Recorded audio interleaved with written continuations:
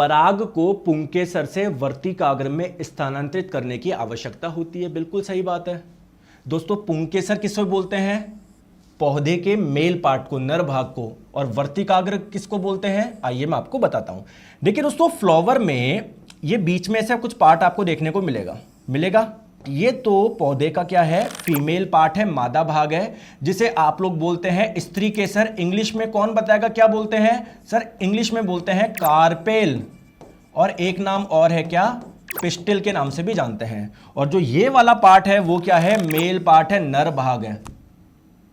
और नर भाग को क्या बोलते हैं? स्टेमेन। हिंदी में बताओ पुंकेसर।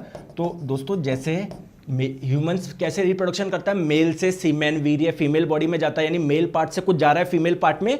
सिमिलरली यहां से भी कुछ जाता है फीमेल पार्ट में। जो कुछ जाता है ना, वो क्या होता है? छोटे छोटे कण होते हैं, जिन्हें बोलते हैं पराग कण। इंग्लिश में क्या बोलेंगे? पोलेन ग्रेन इसको बोलेंगे। आ गई बात समझ में? जी सर।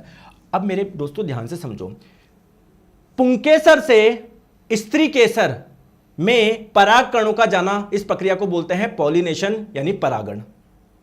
और दोस्तों ये स्त्री केसर का जो सबसे ऊपर वाला पार्ट है, ये वाला पार्ट, इसे बोलते हैं वर्तिकाग्र, स्टिग्मा। तो बेसिकली स्टिग्मा में ये जाते हैं।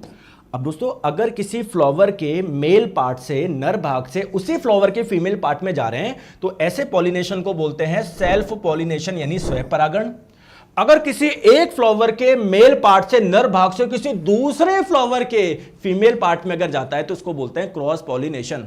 तो यदि पराग एक ही फूल में हो रहा है, यानी एक ही फूल में हो रहा है, उसी के मेल से उसी के फीमेल में आ रहा है, तो उसको बोलेंगे सेल्फ पॉलिनेशन यानी स्वयं परागण।